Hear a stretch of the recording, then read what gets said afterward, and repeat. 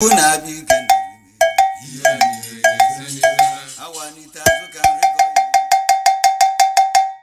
nakwa n'obi ikolo mmụọ ndị anaghị afụ anyị ekene m unu chim ekene mmụọ na-ese melumezi ikolo mmụọ ndị gụrụ m nsọ dịka onye nze ekene edo nnewi asịrị m ekene ele oti okpili ekene eze mewi ezedoga ekene eze na-ebi okwu ekene anịnwe ime enyi ekene ogwugwu amaọbịa be nna m ekene ogwugwu ide mmiri ikwu nne m ekene m gị asị m bịa nyenụ m ya ike ka m gwa ụmụ Igbo okwu nyenụ m ike ka m ka alụfa ọkala tụle nyenụ m ike m ga-eji wee gwa ụmụ Igbo ka ha kwụsị ịkpọ afọ nkwọ nyenụ m ike m ga-eji wee gwa ụmụ Igbo ka ha si n'ụzọ ọnwụ pụta bata n'ụzọ ndụ ọdịnala Igbo ọdịnala chekwalụ ndị nna anyị fa ọdịnala chekwalụ ndị mbụ na ndị egede ọnya bụ ụzọ ndụ bịa nyenụ m ike ka m kọwalụ ụmụ Igbo na onye rere enwegolo nkịta na ihe mmakpu ka nọkwa be ya bịanụ na ozi ọma ọdịnala ka ọ dị ile n'ọkwa ile bụ ebube dibịa otu a ngọrọ ya ka o siri otu a welu mee ndị be anyị welcome to another ọdịnala gospel with ezi ikolo mmụọ. Taa achọrọ m ịdiscuss maka agwụ ya na ọgwụ ka people mara ife dị iche between agwụ na ọgwụ. Gịnị bụ agwụ? Agwụ means endlessness, agwụ endlessness, agwụ ife enweghị mbido, ife enweghị njedebe, or ife amarọ mbido, ife amarọ njedebe. It's like saying God, because onweghị ya akọwa n'ife wụ God. Onye ọ na-ekwu Chukwu onweghị ya akọwa n'ife wụ Chukwu. So Agwụ is the fountain head of all knowledge. This is why ndị gboo ji wee kpọọ ya agwụ isi ọra. And as much as people have corrupted it, na-akpọ ya agwụ nsị, people say agwụ nsị. Agwụ nsị is a corrupted version of the original meaning, which is agwụ isi ọra, agwụ isi. That is, agwụ is the head, the source of all knowledge, remedies, and revelation. So agwụ isi, not agwụ nsị. People have perversed it and are saying agwụ nsị, that is ekonsi and all that. No, it's agwụ isi from Onuafa, agwụ isi ọra. So agwụ bụ otu ndị nna anyị fa ndị gboo si wee ghọta otu ụwa si wee dị omimi. Remember, I said agwụ is the fountainhead of all knowledge, is the source of all knowledge. So agwụ is the creative essence, the creative spark the universe unleashes in any man, which is used to deconstruct, understand, and bring order to your own part of the world. So agwụ enweghị mbido, onweghị njedebe, otu atụpelugu, otu aka ya amadebe. So I want to believe that agwụ is the closest our people came to worship the creator of the universe. This means for onye ọbụla ịghọta ụwa, agwụ ga-enyere onye ahụ aka. Onye agwụ nyelu aka is the person that can deconstruct this world, the universe. That means ndị agwụ malụ bụ ndị ya ejenelu obodo fa ozi, or ndị ya ejenelu this world, humanity ozi. So agwụ heightens someone's consciousness. It heightens your state of consciousness. So agwụ is onye agwụ malụ onye nwe a heightened state of consciousness. Ịma na ịwawo mmadụ nwere anya mana ya ada afụ ụzọ, anyị nwere ntị mana ya ada anụ ife, anyị nwere ọnụ mana ya ada ekwu ife dum n'ime obi anyị nụ. Ife anyị na-ekwu ife anyị chọrọ ka people wee nụ. The real thing anyị na-eche n'ime anyị agha ekwu ewite ọnụ anyị. So agwụ is a heightened state of consciousness. You see beyond what other people are seeing. You hear beyond what other people are hearing. So, but let me make this clear first. Agwụ dị n'ime onye ọbụla dị ndụ. Agwụ dị n'ime onye ọbụla dị ndụ. Mana the level of agwụ manifestation or realization differs. Because I say that agwụ is the creative essence. Onwere onye nwere the creative essence n'ime. Onwere onye nwere that God factor n'ime enu. Mana at times that God factor is dormant n'ime onye ahụ. So, but onye agwụ mali is like a God realized, not like, is a God realized being. Professor Umedele akwụkwọ say after God is dibia. Why oji wee kwu after God is dibia? Or say God wolu chaha na dibia wolu. That means na dibia no in a heightened state of consciousness. Gefe me God nwere the ability to create, ability to sustain, and ability to dissolve. That's the quality of a God, the ability to create, the ability to sustain, and the ability to dissolve. And dibia, onye nwere that heightened state of consciousness, with the ability to create, the ability to sustain, and the ability to dissolve. is this heightened state of consciousness, this agwụ ịnọ n'ime mmadụ, ya na-bring this ability to create, to dissolve, and to sustain. So onye ọbụla dị ndụ bụ mmadụ, mana ọ bụrụ onye ọbụla dị ndụ ka mma ndụ na-egosi na ndụ fa. Ọ bụrụ onye ọbụla dị ndụ ka mma ndụ na-egosi na ndụ fa. Tụa ka onye ọbụla si wee nwee agwụ, mana ọ bụrụ onye ọbụla ya awakeninya bụ agwụ wee welie wee jee ozi, that godlike consciousness, that state of God. Ụfọdụ na-ekwu that man is a god. Eziokwu na man bụ a god. If a man is not actually a god, every man has potential to be a god, but that does not mean that you can exercise that potential. Onwe height elu, that potential will be what? Awakened. So onye agwụ malụ onye luo na that godlike potential and can exercise it. So when we say that man is God, it's true to an extent. The only extent is that you have that potential, you have that creative spark in you. Agwụ nọ n'ime gị, but has it been awakened? Has it been awakened? So onye nwere agwụ bụ a mini god on earth. Onye nwere agwụ bụ a mini god on earth. O nwere mmụọ ji eji wee bugoni, o nwere mmụọ ji eji ebutu. That is the power to create, sustain, and destroy. At this juncture, it's pertinent I clear this misconception, common misconception. N'ala Igbo, ọ na-awụ onye na-akpa aghara asị na agwụ na-akpa onye ahụ. Ọ bụrụ eziokwu. Ọ bụrụ agwụ ahụ ka anyị na-ekwu, ọ bụrụ eziokwu. Onye ọbụla agwụ mala igwe anyị na-ekwu, onye ọbụla agwụ mala will be the noblest soul you will find where he or she is existing. Agwụ abụrụ mmụọ aghara, agwụ anyị na-ekwu abụrụ mmụọ ọgụnụ, ọ bụrụ mmụọ aghara. Agwụ abụrụ mmụọ nzuzu, agwụ abụghị mmụọ aṅụrịma, agwụ abụghị mmụọ ekwulekwu. Mba, agwụ is the activated creative impulse of God in man. And one thing about God is what? Order. Therefore, Agwụ is all about order, organization, and natural what? Progression. Agwụ is about order, organization, and natural progression. We need to understand what is Agwụ, because there is a lot of misconception about Agwụ. Mmadụ ya ga-adị ezuzu asị na agwụ na-akpa onye ahụ. Mmadụ a na-akụka asị na agwụ na-akpa onye ahụ. The only link between onye na-akpa aghara or mmadụ ịda na makpa ya eweala asị na agwụ na-ama onye ahụ is that na mgbe gboo onye agwụ malụ is like someone that have separated himself from the society. I'm sorry, let me use a Christian analogy here. Think of John the Baptist when he separated himself and he was living in the wilderness eating locusts and honey. Or his very strange behavior. Or if for that kind of scenario, asị na agwụ malụ onye ahụ. As in, he be the normal life every other person need. He has separated himself from the society. So, because of all this kind of separation, onye agwụ malu o separate you onwe or look at, let me give like science. I'll be in the field of science about Einstein. Then now onye agwụ malu in their own way or in their own culture. If you separate you onwe isi ya look or no he come be isi or no in inside room or ya no inside room for 3 days. Oye kwepụta apụta oye elidu nni enani ọ na-agwa onwe okwu. That's what they mean by na onye na-eme ka onye agwụ malụ. Ọ bụrụ onye na-ezuzu ese na agwụ malụ the person. No, there is a form of order, there is a method to that madness a na-ekwu okwu ye. Onye agwụ malụ, there is a method to his or her madness. So ka wee ghọta if a na-ekwu ebe that saying si wee bịa na onye na-eme ka onye agwụ malụ. Onye separate lo onwe, but there is a method to the madness. So, now 5 things we should know about agwụ. 5 things we should know about Agwụ. Agwụ is beyond ndị Igbo. Ọ bụrụ sọ ndị Igbo na-eme agwụ. I give example of about Einstein now. I give example about Einstein. Though he was a Jewish German scientist that later migrated to America. I give example of John the Baptist. Agwụ, ndị Yoruba na-eme agwụ, ndị Hausa na-eme agwụ, ndị China na-eme agwụ, ndị India na-eme agwụ, ndị Russia na-eme agwụ, ndị ọna na-eme agwụ in their own way.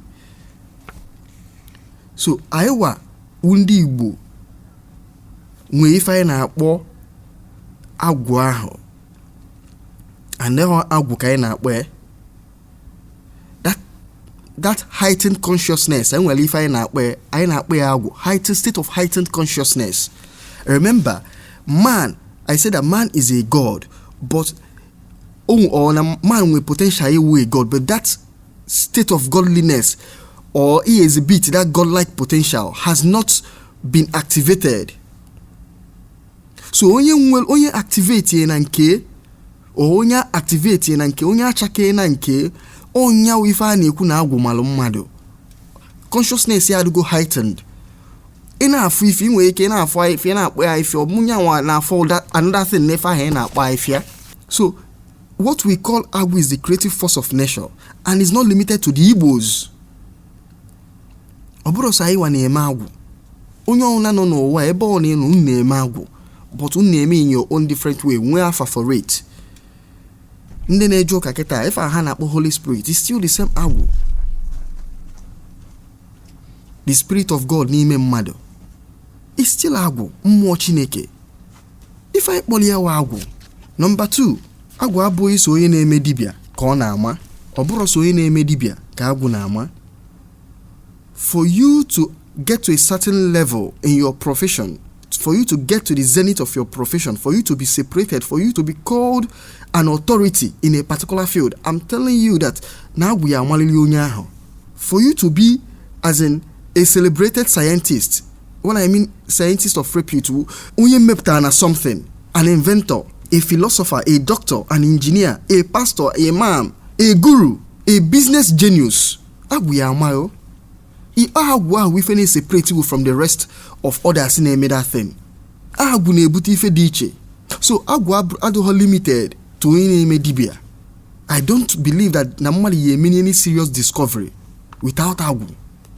In the field of science, in the field of arts, no serious discovery can be made without Agwụ. So Agwụ is not limited to what? Dibịa. Even self, ka ife wu dibịa. A dibịa is an expert in knowledge. So at times I need a limited definition of the word dibia so that we misconstruct the word dibia. Number 3, onye agwụ amaghị alụgolu ya agwụ ya ama the person. Ụfọdụ ndị na-eme ya apụtasị na ya alụlụ mmadụ agwụ. Onye agwụ malụ ka a na-alụlụ agwụ. Each society nwere ka ha si ashapụ ya. I made mention of the Jewish societies. Ha nwee ife a na-akpọ Kabbalah. They know how ha si prepare onye agwụ malụ in their own way, in their own culture. Each culture with the same way of achieving the same thing on name. So man onye agwụ amaghị na-alụlụ ya agwụ, you are wasting resources. Ezigbo agwụ onye agwụ mala ife a na-ebu ebu abịa ụwa ọ natalushi. Agwụ ife a na-ebu ebu abịa ụwa. Ife a na-alụlụ ya agwụ ahụ is for proper coordination to channel it very well, and also for him or her to be inducted into the fellowship of those who have done that thing before him or her. Ndị be si na obu onye ụzọ wee si wite na aka enwegono mkpọmkpọ ite. Efu ndị ụka mmadụ ewe pastor asị na ana ordain in the priestly order of Melchizedek. That means I need to go na the line of this priesthood ndị mee nefe abifie iwe bịa the same way anyị na-alụlụ mmadụ agwụ a na-try itigu in the order of ndị mee na that thing bifie iwe megono iwe bịa wee bịara ime enu, which means they are the ones that will aid you in the work that you have come to do.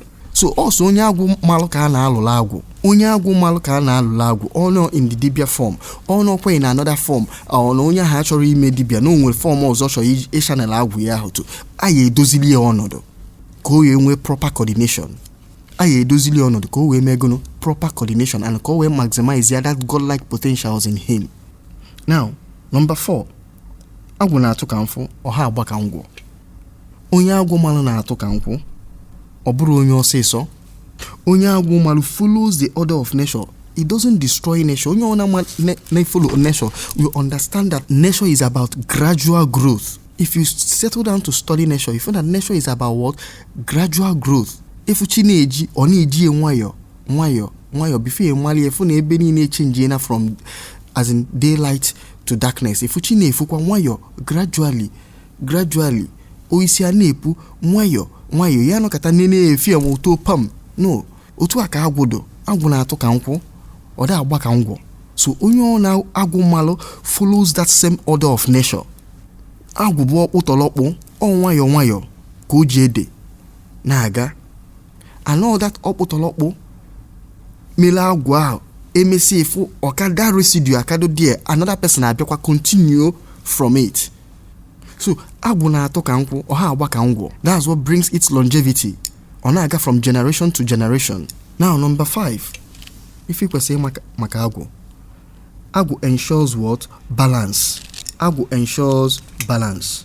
Agwụ na-eme amụọ dike na mba, amụọ dike na mba ọzọ. Remember, the first one ngwala unu that Agwụ is beyond ndị Igbo. Ọ bụrụ sọ anyị na-eme agwụ. Onwuhu mba ihe eje ka ị ghara efu onye agwụ malụ. Onwere mba ihe eje ka ị ghara efu ehela. Onwuhu mba ihe eje ka ị ghara efu onye na-ekwu eziokwu. Onwere mba ị na-eje ka ị ghara efu a savior. Agwụ na-eme these things. Oti mmadụ ebe otu jee na mba ọzọ tikwa that same kind of person.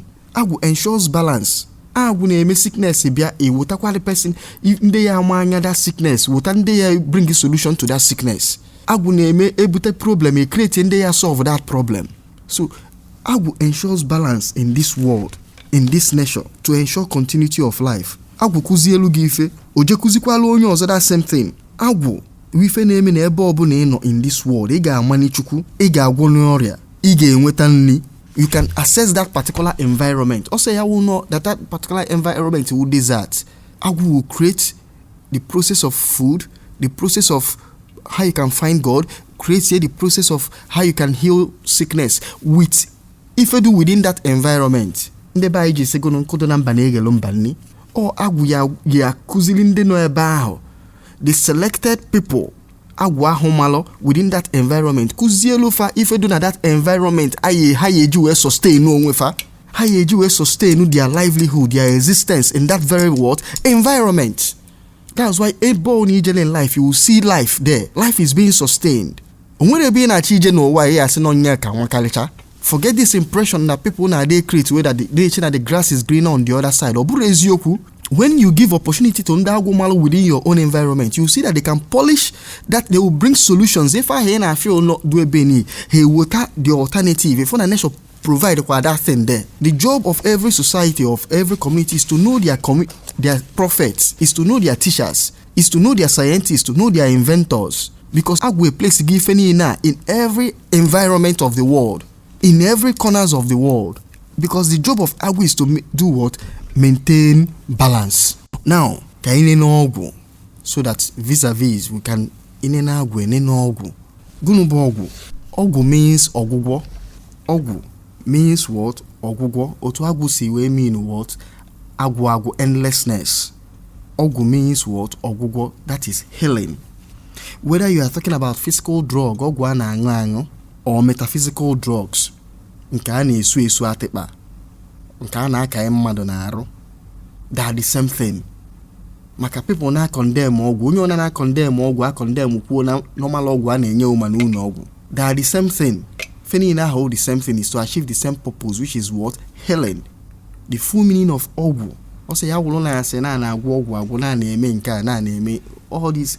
Ọgwụ is what? Healing. Even nke ahụ na-aṅụ n'ụlọ ọgwụ, ọgwụgwọ ka agwọli ya no. Ije the process of ebe a na-manufacture ọgwụ, efukwa na ọgwụgwọ ka ha na-agwọkwa ọgwụ. Medicine is being prepared. Ọgwụ eji agwọ mmadụ a na-prepare. So Ọgwụ simply means what? Healing. Ọgwụ comes in ebe ife adịghị ma ọ bụ ebe ife mebiri emebi. So Ọgwụ is used to restore or boost. Ebe ife mebie ejila ọgwụ restore ife ahụ or boost to that thing ka e wee maa na ya emegono aye heal on that problem, aye providing a solution to that problem. Onye ahụ adịghị mma ya aṅụlili ọgwụ. Onye ahụ adịghị ka a na-achọla ọgwụ. Onye ahụ adịghị mma ka a na-achọla ọgwụ. Onye ahụ adịghị ka a na-achọla ọgwụ. Agwụ, not ọgwụ now. Agwụ bụ ọnatalushi, mana ọgwụ bụ ogono aka amelụ. Every form of ọgwụ ogono aka amelụ. Mana agwụ bụ ọnatalushi. Ọgwụ bụ dibịa ma ọ bụ ọkachamalụ na-agwọ ọgwụ ka o jiri wee nyelụ ndụ ndị mmadụ aka ma ọ bụ nyelụ ndị uwe ezughị oke aka. Ọgwụ adịghị njọ. There is no difference between ọgwụ enyelụ mmadụ n'ụlọ ọgwụ na nke mmadụ jelu dibịa wee jegwọ. Ọ dọghọlụ ngwele mma o wee makpulu. Onye nwee problem na-eji asọ look for solution. The problem is ọ na-ahụ adọghọghị iwe na-achọ ọgwụ, inweghị problem iwe na-achọ ọgwụ. That is where problem is. Ọba abuse. You are not sick and you are taking medicine, it becomes abuse. Just like medicinal drugs and all this herbal, you can abuse them. It's the same way with all these metaphysical drugs. It can also be abused. Mana onye ahụ adịghị ya achọlele ọgwụ. Onye ife na-emebi ya achọlele ọgwụ. Here I'm not trying to distinguish between metaphysical drugs and medicinal drugs. Onye ahụ adịghị ya eje chọlele ọgwụ. Ebe nsogbu do ọ na inidi ọgwụ ije na-achọ ọgwụ. Ọ na ahụ odogo ije na-achọ ọgwụ. or that you are fit but you don't want to accept that you are fit, ị na-achọ ọgwụ. Ife ifuru iwolu onye ahụ duje na-achọ ọgwụ dịka onye wolu ife a na-agba na ntị wee na-agba n'anya. Now let me end with this. 5 things we should know about Ọgwụ. Ọgwụ is a good servant but a bad master. When Ọgwụ takes over your life, it will wreck you. When you allow Ọgwụ to be a master in your life, it will wreck you because it's supposed to aid and not to take over. Or any form of Ọgwụ ọ na-echọlọ. Like I said, I'm not trying to make a distinction in this teaching about Ọgwụ. Any form of Ọgwụ is a good servant but a bad master. It's not supposed to take over your life. Number 2, Ọgwụ ibu alọ. Most terrible stories we hear in Odinana comes from Ọgwụ. Ọgwụ ibu alọ or pardon. Number 3, Ọgwụ na-agba ka ngwọ. Ọgwụ nwere expiry date. Ọgwụ nwere expiry date. The same way ọgwụ a na-aṅụ si nwe expiry date. Otu a ka ọgwụ a na-agwụ si nwegono expiry date. Ọ na-agba ka ngwọ. Ife ọ na-agba ka ngwọ ya enwelili expiry date. Ọ ya apịa emegono or end ya. Number 4, oke ọgwụ ya eli mmadụ. Oke ọgwụ ya eli mmadụ. And ife ikwesịrị ịma to avoid na polo akọwa họlụ mefu ọfụma. Oke ọgwụ ya eli mmadụ. Ọ na-eli nwa. Ọ na-eli mmadụ. You have to be informed. Ife ị na-atry ije na-awaka ife you are not ready for, or what you will not be able to stand its repercussion. Ọgwụ as opposed to Agwụ ensures balance. Agwụ na-ensure balance. Mana Ọgwụ is used for survival of the fittest. Ndị chọrọ dominate ndị mmadụ, ndị chọrọ enslave ndị mmadụ, ndị chọrọ dispossess mmadụ. Why Agwụ seeks to create balance? If na mmadụ no ndị emebughị mmadụ ibe na onye oppress onye ka nji ekwu that ifo otu Agwụ si operate is that what ife enyela onye try ya jekwa the other person ka eme ego no ka enye ọ na-use hozi nkego nke ahụ dolo n'aka ya ekwu na enye ha unu. For example, ife niile anyị na-ejele obodo oyiwo achọ, most of the things we are looking for is right here with us. If all the for our gono ayewa inye ohere for ndị Agwụ mmalụ ịpụta eme ego no brush ya those things. And we will see that those opportunities that we are looking for is what here. Ka na-enye ndị obodo oyiwo scientists, na-enye ha inventors. Otu a ka esi enyekwa anyị scientists, otu a ka esi enye anyị inventors. O nwere ife ị na-achọ ịchọ in any religion, ihe afọkwa in another religion. All the scientists that you are looking for, all the people who have the technical know-how, they are there in your community, in your own space. Oh, ife Agwụ na-eme mana ọ nchọwa for domination ọ na-abawa Ọgwụ. Ọ na-ejili ewe exploit others. Ọgwụ is an instrument of exploitation. I'm not condemning anyone because all these things are part of nature. Nature we fonye chọrọ ka ọ na-afụ. There is nothing good or bad in nature. It's what you ask out of nature that you get out of it. Is what you seek is what you will find. Or you find is a man if you find the ladologemma or not hologemma. So why I'm explaining all this is that most times we are giving bad names to what our forefathers did or what is there to save us. Maagwụ, Moogwụ, we give all of them bad name. Rather for us to do what? To understand it and see how we can use it to do what? Solve the problem of our existence. Thank you.